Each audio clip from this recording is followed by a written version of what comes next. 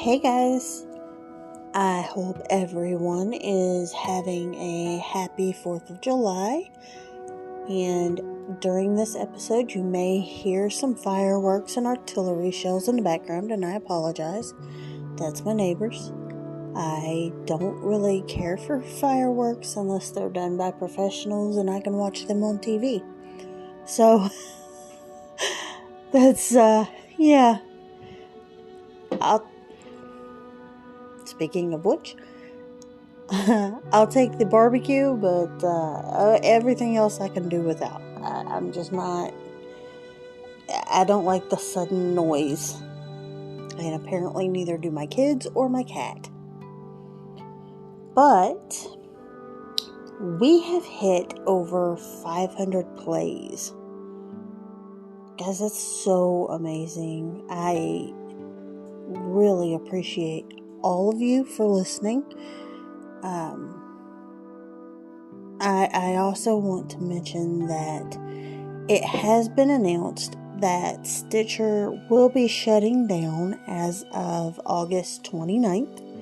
So please make sure, if you follow me on Stitcher or if you listen on Stitcher, follow me on one of the many other platforms that I'm on. So in this episode, we are gonna go back to our little series within the show, and I figured our last episode took place in Arizona, so we'll just hang out there for a minute. So let's head on down, shall we? Warning. The following episode depicts details of murder and sexual assault. Viewer discretion is advised. Charles Howard Schmid was born to an unwed mother on July 8th, 1942 in Tucson, Arizona. He was adopted the very next day by Charles and Catherine Schmid. The couple were the owners-operators of a nursing home in Tucson. They divorced when Charles was 4, after he had a very rough relationship with his father. Later on in his life, Charles attempted to meet with his biological mother, but she turned him away immediately and told him to never seek her out again. In high school, he was a champion gymnast, leading his school to the state championship and winning both the flying rings and steel rings. He quit the team during his senior year and then was suspended for stealing tools from the shop class. He would never graduate high school.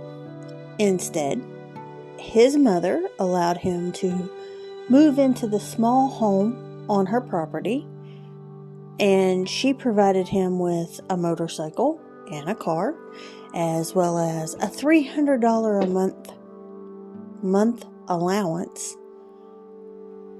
At this point, he has no need for a job or an education because his mother is just handing him what he wants on a silver platter. He was a short young man, standing at 5'3", which is the same height I am. He would usually stuff his boots with newspaper and aluminum cans to make him look taller. He had brownish red hair, which he dyed black so that he would look like Elvis a little more.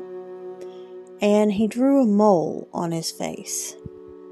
On May 31st, 1964, after a night of heavy drinking, he enlisted his then-girlfriend, Mary French, and friend John Saunders to kill 15-year-old Aline Rowe. Mary persuaded Aline to go on a double date as Saunders' companion. Then the four drove to the desert where Schmid raped and bludgeoned Aline to death. Then he forced Saunders and French to help bury her body in the sand. Several months later, Schmid met 16-year-old Gretchen Fritz at a local swimming pool. They began dating a short time later. During that time, it said that Charles discovered Gretchen was crazier than him and was trying to break things off with her. After several months and attempts at breaking up, he told Gretchen all about Aline Rowe and even showed her where the body was buried, all the while hoping she would be the one to break up with him. She then threatened to go to the police if he ever left her. Not taking that threat lightly, Charles strangled the now 17-year-old as well as her 13-year-old sister Wendy on August 16, 1965. He confided in his friend Richie Bruns about the murders and showed him where the bodies were located. And at this point, Bruns became very afraid that Charles had set his sights on his girlfriend. Now, her family thought Richie was just being controlling and possessive, and so he ran to Ohio. There, he stayed with his grandparents, and he told them everything that had gone on. From Ohio, he was able to call the local police and tell them the information that he had. He then returned to Arizona to help with the investigation. This was a huge case during the 1960s.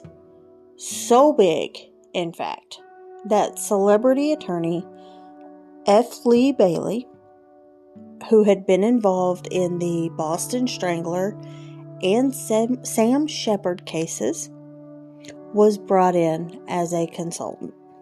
Schmid was found guilty in 1966 and sentenced to death. But his sentence was commuted to 50 years in 1971 after Arizona temporarily abolished the death penalty, which at that time it was pretty common for them to abolish the death penalty. Even Florida did that for a while, and then they brought it back. His mother and stepfather ended up living in Coolidge, Arizona, in near poverty because they owed more for his defense than they had. Charles Schmid attempted several escapes and even succeeded on November 11th, 1972, before being recaptured several days later and returned to prison. On March 20th, 1975, Schmid was found in his cell after being stabbed 47 times by two fellow inmates. After losing an eye and a kidney, he succumbed to his injuries 10 days later on March 30th, 1975. His body was stolen from the morgue, but recovered by police. What is it with people stealing bodies? What is the interest in that? Can somebody tell me? Because I'm morbid, but that's just weird. That's why would you want to do that? I just can't wrap my head around that. His mother chose to have him buried in the prison cemetery for fear of his grave being defaced if he were buried in a public cemetery. Which is so sad.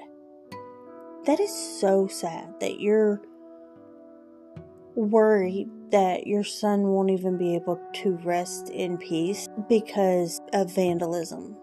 He received a full Catholic funeral, although his body was not in the casket during the service. And that is how the case of the Pied Piper of Tucson came about. Now, the media dubbed him the Pied Piper because of how easy it was for him to make friends with and manipulate the teenage crowd there in Tucson. This was a pretty short case to even look into, just because it didn't span years. It was just, he killed 3 people and possibly 4. In his diary, there was the possibility that he had killed a guy, but I couldn't find any information on that, so I didn't put it in the story. But yeah, I don't feel bad that, that he passed away. I hate the way that, his mother had to bury him, because being a mom, he's still someone's baby. And I view that. I see it that way, as we view him as a monster. We view all of these murderers as monsters. But in the long run, somebody loved them. They were somebody's baby. And for any mother to have that fear that their child can't even be buried properly is sad. Thank you for listening to this episode of True Crime and Whatnot. Once again, it was announced recently that Stitcher will be shutting down as of August 29th. So please follow me on one of the other platforms like Spotify, Pandora, Amazon, Audible, SiriusXM, Apple Podcasts, or one of the many, many others. I greatly appreciate all of you, and I would love to continue sharing this journey with you. As always, stay true and whatnot. Bye.